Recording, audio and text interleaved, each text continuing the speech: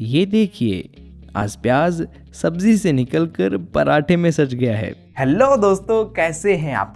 पनीर का पराठा, गोभी का पराठा, आलू का पराठा, इन सभी से हटकर आज मैं आपके लिए लेकर आया हूँ प्याज के पराठे, जो बनाने में तो बहुत ही आसान होंगे लेकिन टेस्ट में लाजवाब होंगे। तो चलिए फिर हर वक्त घर में मौजूद इस प्याज को हल्का सा ट्विस्ट देकर इसके टेस्टी से पराठे बनाते हैं।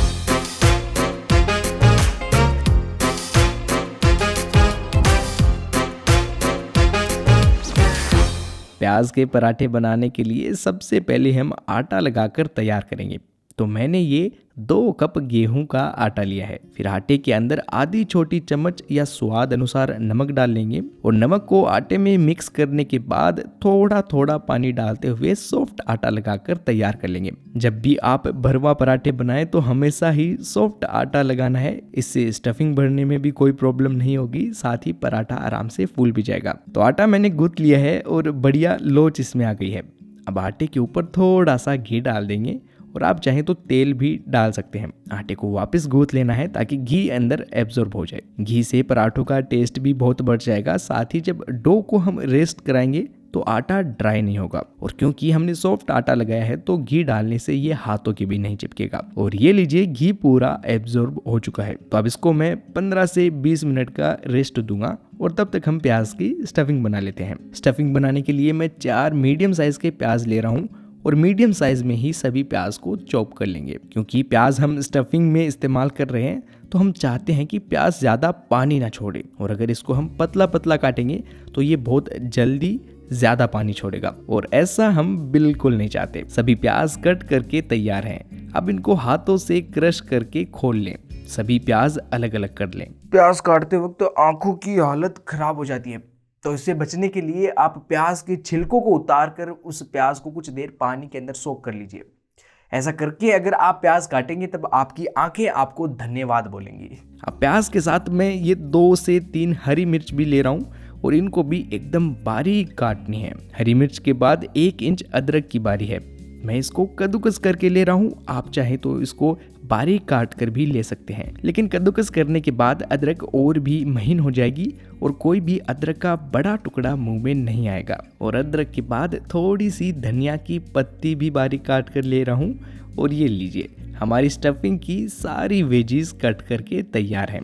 इन सभी को अब एक मिक्सिंग बोल में ट्रांसफर कर लेंगे और इसमें डालेंगे अब आधी छोटी चम्मच अजवाइन। अजवाइन को आप चाहें तो स्टफिंग में या फिर आटे में भी डाल सकते हैं। अजवाइन को हाथों से थोड़ा क्रश करके स्टफिंग में डाल देंगे। फिर डालेंगे 1 चम्मच धनिया पाउडर, आधा चम्मच भुने हुए जीरे का पाउडर और आधा ही चम्मच लाल मिर्च का पाउडर। स्टफिंग में बढ़िया चटपटेपन के लिए 1 चम्मच आमचूर पाउडर या चाट मसाला भी आप डाल सकते हैं। फिर 1 चम्मच सूखी पुदीना की पत्तियां ली हैं। इन पुदीना पत्तियों को मैंने घर पर ही सुखा लिया था और अब इनको मैं क्रश करके छानते हुए डाल दूंगा। पुदीना पत्ती आप जरूर ऐड करना, इससे बहुत ही अच्छी फ्रेशनेस मिलती है स्टफिंग को। अब डालेंगे जी 1/4 चम्मच गरम मसाला, आधी चम्मच काला नमक डालेंगे। ये भी आप जरूर डालना, इससे भी फ्लेवर काफी अच्छा आता है। और आधी छोटी चम्मच अब मैं नॉर्मल नमक डाल रहा हूँ। आप अपने स्वाद अनुसार नॉर्मल नमक डाल सकते हैं। हमने स्टफिंग में प्याज भी डाला है और अब हमने नमक भी डाल दिया। तो जब प्याज और नमक एक दूसरे के साथ मिलेंगे तब प्याज पानी छोड़ना शुरू कर देगा। पानी की वजह से ना तो हम स्टफिंग को अच्छे से पराठे के अंदर डाल पाएंगे और ना ही वो स्टफिंग पूरे पराठे में अच्छे से फैल पाएगी। तो इससे बचने के अब 2 से 3 उपाय मैं आपको बताता हूँ। सबसे पहले तो आप भुनी हुई चना दाल ले सकते हैं। इसको डालिया भी बोला जाता है। और अगर आपके पास डालिया नहीं है तो आप पोहे का भी इस्तेमाल कर सकते हैं। पोहे ज़्यादातर अवेलेबल रहते हैं। लेकिन अगर आपके पास पोहे भी नहीं है, खत्म हो गए हैं, तो आप बेसन को हल्का सा भूनकर बेसन का इस्तेमाल भी कर सकते हैं। और बेसन तो भाई साहब सभी के घर में इजीली मिल जाता है। अब ये तीनों चीजें जितना भी एक्स्ट्रा पानी अपनी स्टफिंग में निकलेगा उसको सोक कर लेंगी, खुद फूल जाएंगी और अपनी स्टफिंग को बचा लेंगी। पराठा अच्छे से फूल पाएगा और स्टफिंग एकदम फ्रेश लगेगी। अब हम डालिया का पाउडर बना लेते हैं।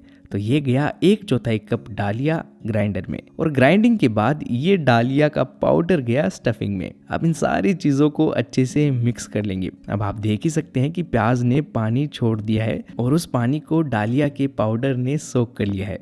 और वो गीला हो गया है। और इन सभी को एक बार अच्छे से मिक्स करने के बाद अपनी ऑनियन स्टफिंग रेडी है। दूसरी तरफ आटे का रेस्टिंग टाइम खत्म हुआ। इसको एक बार फिर से थोड़ा सा गूंथ लेंगे और फिर आटे में से एक लोई तोड़कर उसको अच्छा गोल कर लेंगे। और लोई को बेलने से पहले सूखे आटे में डस्ट कर लेना, क्योंकि हमने आटा सॉफ्ट लगाकर तैयार किया है और सॉफ्ट आटा काफी चिपकता है। तो हमें लोई को थोड़ा बड़ा बेलना है, रोटी की साइज जितना आप लोई को बेल लीजिए। और बेलते वक्त ध्यान रखना कि सेंटर में पराठे को आप मोटा रखें और किनारों पर थोड़ा पतला। आज मैं आपको भरवा पराठों में स्टफिंग भरने का एक नया और आसान तरीका बताऊंगा। और आपने कभी भरवा पराठों में स्टफिंग नहीं भरी तो भी आप इजीली उनमें स्टफिंग भर पाएंगे। अब इस रोटी को मैंने अच्छे से बेल लिया है और इस तरह की एक बॉल ली है। आपके पास जिस साइज की बॉल है आपको उसी साइज की रोटी बेलनी है। अब इस रोटी को हम इस बॉल में रख लेंगे। इससे फायदा ये होगा कि इसके किनारे ऊपर खड़े हो जाएंगे। तो अब हम इसमें स्टफिंग भर लेते हैं। 3 चम्मच स्टफिंग डाल रहा हूँ, क्योंकि थोड़ी ज्यादा स्टफिंग भरवा पराठों में अच्छी लगती है। अब रोटी के किनारे ऑलरेडी उठे हुए हैं तो हमें ज्यादा दिक्कत नहीं होगी। किनारों को पिंच करते हुए सलवटे डालकर सभी सलवट एक दूसरे के साथ चिपकानी है। और सारी सलवटे डालने के बाद ये एक बड़ी साइज की मोमो जैसा लगने लगेगा। अब इसको हम कटोरी में से निकाल कर हाथों में ले लेंगे और हल्के हाथों से ऊपर जो एक्स्ट्रा आटा इकट्ठा हुआ है उसको पराठे के अंदर ही मर्ज कर देंगे। साथ ही जब आप प्रेस करेंगे तो स्टफिंग भी आराम से पूरे पराठे में फैल जाएगी। अब हाथों से पूरा फैलाने के बाद ये कुछ इस तरह का दिखाई देगा, काफी बड़ा हो गया है। और कहीं से अगर पराठा फट जाए तो थोड़ा सा सूखा आटा डस्ट कर उस पर थोड़ा सा पानी डाल दीजिए। उसको फिर हल्के हाथों से दबा देना और ये अपना पराठा ठीक हो जाएगा। अब जब तक आपको स्टफिंग हल्की हल्की दिखाई ना देने लगे तब तक पराठों को बेल लीजिए। और ये देखिए प्याज हल्के हल्के दिखाई देने लगे हैं, तो अब इसे सेक लेते हैं। तवे को गैस पर चढ़ाकर मैंने थोड़ा गर्म कर लिया है और जब तवा हल्का गर्म हो जाए तो पराठा तवे पर सेकने के लिए डाल देंगे। शुरुआत में हम पराठों को बिना घी या तेल लगाए ही दोनों ओर से अच्छे से सेक लेंगे। उसके बाद हम उनको तेल या घी के अंदर सेकेंगे। एक तरफ से पराठा सिक चुका है तो इसको पलट कर अब दूसरी साइड से भी सेक लेंगे। और ये पराठा मैंने दोनों साइड से पलट कर सेक लिया है। तो एक चम्मच से इसके किनारों पर हम घी डाल देंगे और इसकी जगह आप चाहें तो तेल भी डाल सकते हैं। और इसको अच्छे से घी या तेल में कई बार अलटते पलटते हुए सेक लेंगे।